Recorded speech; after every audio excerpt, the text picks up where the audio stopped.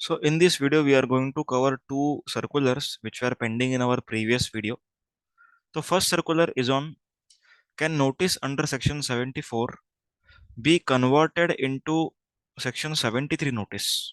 Okay, क्या section number 74 में जो नोटिस इशू हुआ है उसको हम लोग सेक्शन नंबर 73 के नोटिस में कन्वर्ट कर सकते हैं कि नहीं? ठीक है, एक एग्जांपल लेता हूँ। अगर ऑफिसर ने समझो कि फ्रॉड के सेक्शन में आपका जो भी टैक्स है वो डिटरमाइन किया अंडर सेक्शन 74। ओके, अब वो चाहता है कि फ्रॉड वाला ग्राउंड तो मिल नहीं रहा है कुछ, तो वो चाह रहा है कि सेक्शन नंबर 74 के नोटिस को 73 में वो कन्वर्ट कर दे। तो क्या ये प्रैक्टिकली पॉसिबल है क्या? तो यहाँ पर एक सर्कुलर आया था। ओके, लास्ट अटेम्प्ट का है शायद से, या तो उसके पिछले अटेम्प्ट का है। तो उस सर्कुलर में क्लैरिफाई किया। ओके, क्या क्लैरिफाई किया देखो। Show cause notice issued under section 74 converted into 73(1). Show cause notice was issued under section 74 within 2 years 9 months from due date to file annual return. Then the amount can be redetermined. अब यहाँ पर ना एक काम करता हूँ, मैं example लेके बताता हूँ तो आप लोग को समझ में आएगा। क्या थियरी पढ़ के कुछ जल्दी समझ में नहीं आता? एग्जाम्पल सुनो, आराम से समझ में आ जाए। Section number 74। ओके, इस सेक्शन में शो कॉज नोटिस को इशू करने का टाइम लिमिट है 4 years and 6 months। Okay, and section number 73 में time limit is 2 years and 9 months। Okay, एकदम सिंपल। अभी ऑफिसर समझो कि उसका 2 year 9 months का जो टाइम लिमिट है ये निकल गया। एग्जाम्पल, ये टाइम लिमिट निकल गया। अभी तो खाली यही बचा हुआ है। ओके, खाली यही बचा हुआ है टाइम लिमिट। तो शोकॉज नोटिस क्या करते थे ऑफिसर्स लोग? सेक्शन 73 का टाइम निकलने के बाद वो लोग सेक्शन नंबर 74 का आपको नोटिस देते थे। बोलते कि नहीं, आपने फ्रॉड किया है तो हम लोग को ये टाइम लिमिट लगेगा, ऐसा करके वो लोग देते थे। उसके बाद आप लोग रिप्लाई करते हो कि सर इसमें तो कोई ग्राउंड फ्रॉड का है ही नहीं। तो अभी ऑफिसर क्या करता था, सेक्शन नंबर 73 में उसको कन्वर्ट कर लेता है। लेकिन डिपार्टमेंट ने क्या बोला कि जब भी आप सेक्शन नंबर 74 का शो कॉज नोटिस इशू कर रहे हो, ओके, तब आपको चेक करना है कि क्या वो 2 year 9 months के अंदर है या नहीं। अगर सेक्शन 74 का show cause notice 2 year 9 months में इशू हुआ है तो ही वो सेक्शन 73 में कन्वर्ट हो सकता है। कोई मिस्टेक से मैंने गलती से कुछ भी नहीं बोला, एकदम प्रॉपर बोला है। ध्यान से सुनना, वापस से सुनो।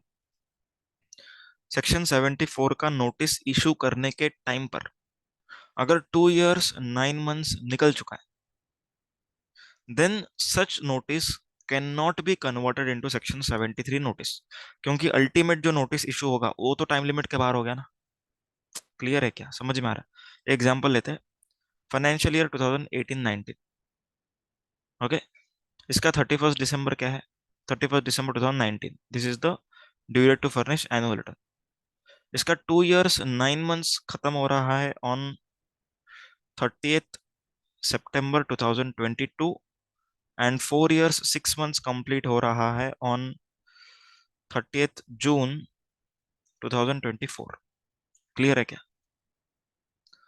अभी अगर ऑफिसर ने 31 अक्टूबर 2022 को एक शो कॉज नोटिस निकाला सेक्शन नंबर 74 में और बोलता है कि ये तो टाइम लिमिट के अंदर है, ओके, इस टाइम लिमिट के अंदर है, लेकिन बाद में एसएससी ने रिप्लाई किया, बोलता है कि नहीं, मेरा तो कोई ग्राउंड फ्रॉड का है ही नहीं, आपने फ्रॉड में कैसे डिटरमाइन किया?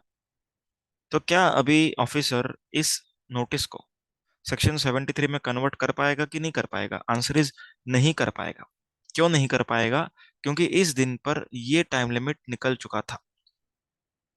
क्लियर है पॉइंट?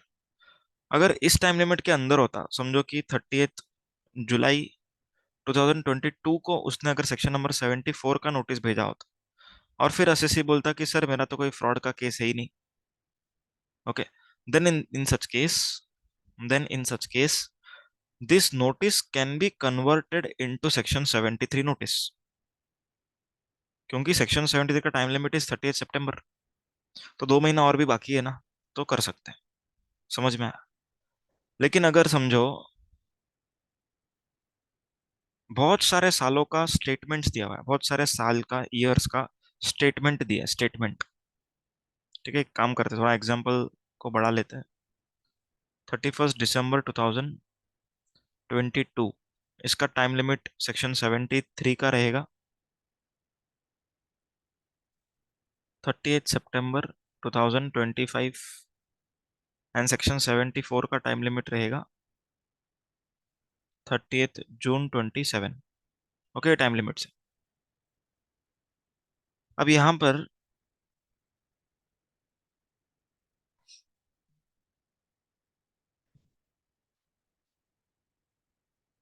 अगर एसएससी ने अपना ऑफिसर ने मान के चलो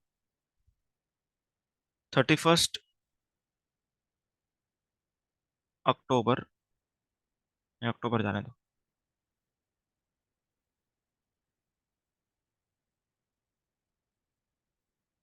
31 मार्च।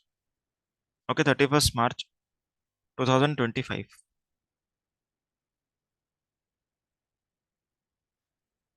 अभी ये डेट पर ऑफिसर ने फाइनेंशियल ईयर 1819,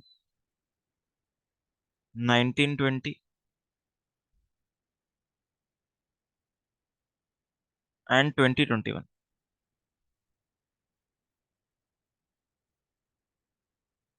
ओके, 21 22 तो अभी खत्म हुआ है, ठीक है।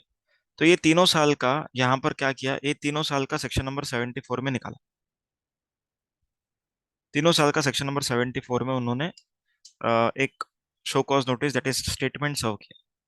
ओके, अभी यहाँ पर इन तीनों का जो रिस्पेक्टिव टाइम लिमिट है वो पहले निकाल लो। FI 1819 का टाइम लिमिट क्या है? 73 का भी देखना है और 74 का भी देखना है, दोनों का अलग अलग से बताना आपको। दोनों का टाइम लिमिट सोचो। 1819 का तो एकदम क्लियर है, यहाँ पर लिखा हुआ ये 38 सितंबर 2022। तो यहाँ पर 38 सितंबर 2023, यहाँ पर 38 सितंबर 2024।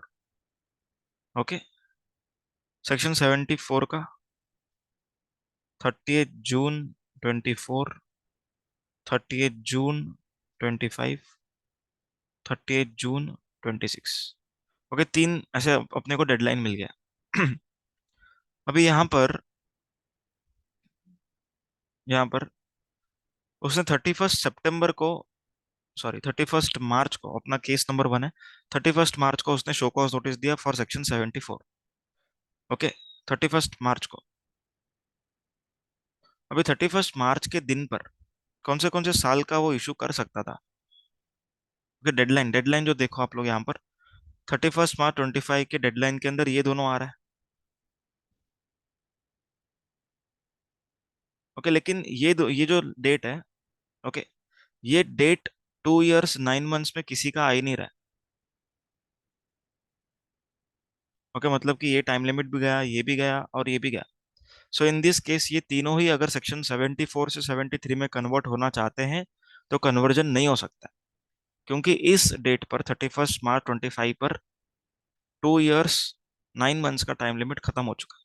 ओके, तो अगर समझो बहुत सारे पीरियड का रहेगा तो क्या करना है, हर एक पीरियड का अलग टाइम लिमिट निकालना है एंड देन चेक करना है कि 2 इयर 9 मंथ्स के अंदर था या नहीं था। If section 74 notice is within 2 years 9 months, then it can be converted into section 73. If it is not within 2 years 9 months, it cannot be converted into section 73। Clear है क्या? एकदम सिंपल, उतना ही।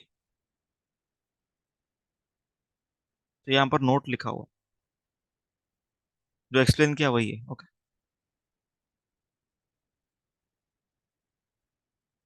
अभी यहाँ पर एक सर्कुलर है जो कि डिमांड एंड रिकवरी का प्रोसीडिंग्स किसके अगेंस्ट किया जाएगा वो बताया जा रहा है। ओके, डिमांड रिकवरी किसके अगेंस्ट किया जाएगा ये यहाँ पर सिखाया जा रहा है। A issued invoice on B without supply of goods। Okay, यहाँ पर देखो, एक पार्टी था ए, उसने बी के ऊपर इनवॉइस बनाया, इनवॉइस, गुड्स नहीं बेचा, क्या बनाया, इनवॉइस बनाया।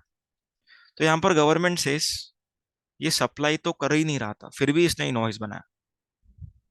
ओके, ये सप्लाई तो कर ही नहीं रहा था फिर भी इसने क्या बनाया, इनवॉइस बनाया, ठीक है।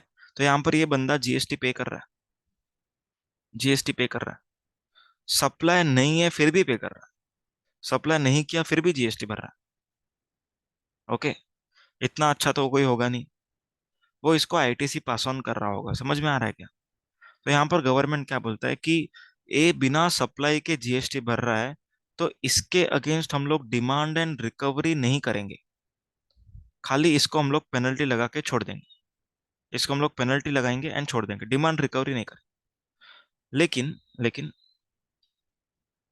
जो पर्सन ए के दिए हुए इनवॉइस पर, ओके, जो पर्सन ए के दिए हुए इनवॉइस पर आईटीसी लेगा, ओके, उसको यूज करेगा, इस पर्सन के ऊपर डिमांड रिकवरी का प्रोविजंस लगाया जाएगा। ओके, इसके ऊपर डिमांड रिकवरी का प्रोविजन लगाया जाएगा, क्योंकि गवर्नमेंट का रेवेन्यू इसने इवेट किया।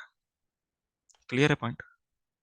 अभी सेक्शन नंबर 74 में जा रहा है ये केस, मतलब कि ये फ्रॉड वाला केस है, क्योंकि गलत आप लोग ने मेलाफाइड इंटेंशन से बिलिंग किया है। ओके, फेक बिलिंग किया, बिल ट्रेडिंग। तो यहाँ पर बी जो है, ये क्या करेगा?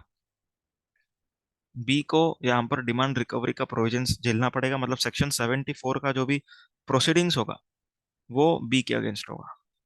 लेकिन बी को सेक्शन नंबर 122 में कोई पेनल्टी नहीं लगेगा। क्यों नहीं लगेगा? क्योंकि सेक्शन नंबर 74 में पेनल्टी लग रहा होगा। ओके, और हम लोगों ने सीखा हुआ है कि दोनों सेक्शंस में एक साथ पेनल्टी नहीं लगता। ओके, तो जो पर्सन बिना सप्लाई के बिल बना रहा है, जीएसटी भर रहा है, उसके अगेंस्ट डिमांड रिकवरी नहीं होगा। किसके अगेंस्ट होगा? किसके अगेंस्ट होगा? जो पर्सन गलत आईटीसी यूज कर रहा है उसके अगेंस्ट। ओके, जो पर्सन खाली बिल बना रहा है उसको खाली पेनल्टी भरना पड़ेगा, सेक्शन नंबर 122 का। पर जो पर्सन आईटीसी ले रहा है उसको सेक्शन 74 का पेनल्टीज है। क्लियर है क्या? अच्छा, अभी अगर कोई पर्सन सेक्शन नंबर, एक काम करे, अभी कोई पर्सन अगर समझो बी से खरीद रहा है, ओके, ए ने बी को बेचा, बी ने सी को बेचा, ठीक है। ए ने खाली इनवॉइस बनाया, गुड्स नहीं दिया, तो ए को पेनल्टी भरना पड़ेगा, डिमांड रिकवरी इसके अगेंस्ट नहीं होगा। अभी बी, बी क्या कर रहा है? बी आईटीसी यूज कर रहा है, ओके, एंड वापस से खुद भी एक बिल बना रहा है सी के ऊपर। ओके, ध्यान से सुनना। बी क्या कर रहा है? आईटीसी ले रहा है, जो ए से आया फ्रॉड वाला आईटीसी ले रहा है, एंड फिर बिल भी बना रहा है, एंड वो सी को बेच रहा है। तो ऐसे केस में गवर्नमेंट सी से डिमांड रिकवरी करेगा। जो आईटीसी है वो सी से रिकवर होगा। ओके, सी से रिकवर होगा। पर बी को दो पेनल्टी फेस करना पड़ेगा। कौन सा दो पेनल्टी? एक तो गलत आईटीसी लेने का, ओके, एंड बिना सप्लाई के गुड्स, अपना बिना गुड्स के सप्लाई बताने का, ओके, इनवॉइस बनाने का। समझ में आया क्या पॉइंट? लास्ट वाला पॉइंट वापस रिपीट कर रहा हूँ, ध्यान से सुनो। तीन पार्टी है, यहाँ पर है ए, इधर है बी और इधर है सी। ए ने बी के ऊपर बिल बनाया, ओके, इनवॉइस बनाया, गुड्स नहीं भेजा, गुड्स नहीं भेजा। तो ऐसे केस में ए को पेनल्टी तो भरना ही पड़ेगा, ओके, लेकिन इसके अगेंस्ट डिमांड एंड रिकवरी नहीं होगा। उसके बाद बी क्या करता है? बी भी सी के ऊपर इनवॉइस बना रहा है, गुड्स नहीं बेच रहा है, ओके, आईटीसी ले रहा है। कौन सा आईटीसी ले रहा है? ये वाला, ये वाला ए से जो आया ना वो आईटीसी ले रहा है। ओके, अब यहां पर क्या होगा देखो, डिमांड रिकवरी इससे नहीं किया जाएगा। क्यों नहीं किया जाएगा? क्योंकि इसके पास कोई टैक्स है ही नहीं, इसको आईटीसी गलत मिला, ओके, एंड इसने बिल भी बनाया, मतलब ये जीरो हो गया ना इसके पास। आ रहा है क्या समझ में? इसने गलत आईटीसी लिया एंड गलत बिल भी बनाया, तो गलती और गलती, एक गवर्नमेंट के फेवर में गलती, एक गवर्नमेंट के अगेंस्ट गलती, तो जीरो हो गया। तो इसके इसके अगेंस्ट कोई डिमांड रिकवरी नहीं होगा। लेकिन इसको पेनल्टी का कॉन्सिक्वेंसेस झेलना पड़ेगा, वो भी दो पेनल्टी, बिना इनवॉइस के आईटीसी लेने का एंड बिना गुड्स के इनवॉइस बनाने का। ओके, दो पेनल्टी, टू पेनल्टीज, यहाँ पर एक ही पेनल्टी। अभी सी के अगेंस्ट क्या होएगा? सी के अगेंस्ट डिमांड रिकवरी होएगा। क्यों होएगा? क्योंकि सी ने गलत इनवॉइस का आईटीसी लिया। समझ में आया पॉइंट? तो सी के अगेंस्ट सेक्शन नंबर 74 में ऑफिसर असेसमेंट करेगा, एंड सेक्शन 74 का पेनल्टी लगेगा, मतलब 122 का नहीं लगेगा। समझ में आया? तो ये पूरा सर्कुलर अपना हो चुका।